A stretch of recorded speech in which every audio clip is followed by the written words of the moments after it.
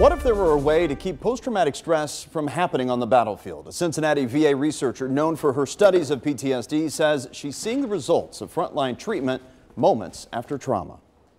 We're treating people while they're actually in war. Dr. Kate Chard is the Chief of Research and Director of the Post-Traumatic Stress Disorder Program for the Cincinnati VA. So are you saying that there's been a retraining then within our services when they are deployed? So our services have been very proactive and reactive, I think, in learning about things that we can do. Combat-related PTSD, or traumatic brain injury, otherwise known as TBI, is a problem as old as war itself. How the military and Veterans Affairs have understood it and treated it has also changed over the years. My veteran will point to that day as being the day that made a difference in terms of whether they develop PTSD or not. Even in recent years, the immediate treatment after trauma has changed within some military units. Some of those changes are a direct result of Dr. Chard's efforts. A colleague and I went to Fort Campbell to help draft an entire curriculum for what we could do with medics, chaplains, and NCOs on dealing with traumatic events right when they happen and when we come back to the unit. And I wasn't very popular because I recommended don't have them smoking cigarettes. Get the Rippets out of there. Let's reduce the caffeine. Let's get rid of the war video games and the war movies and the heavy metal music. And you know what we're going to do? We're going to let them sleep.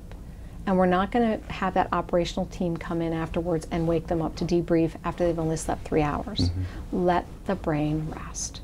She says by allowing the service member's brain to rest immediately following a traumatic event, the potential for PTSD is lowered. We have our veterans coming in who tell us that they have literally been blown up 12 times and that they didn't have any rest. And we're looking at the brain damage that they have and the ongoing post-concussive symptoms. And we can compare that to our guys that were allowed to rest that didn't have the same exposure to IEDs and things like that. And there is a difference. So we're actually already seeing some of the benefits. In some cases, the way unit commanders even deal with their soldiers or Marines after battle can be the difference. We know how you talk to your service members right afterwards is predictive of PTSD. And if we have what I call an operational stress debriefing that's focused on blame, who did what, who dropped the ball, we're more likely to have PTSD. Now, there's a full half-hour discussion on this topic. You can hear it right now in the Homefront podcast. You can find it wherever you listen to your own podcasts. You can also find a link on my Facebook page, McKee WCPO. By the way, if you have a veteran-centered story in your community, send the information to homefront@wcpo.com.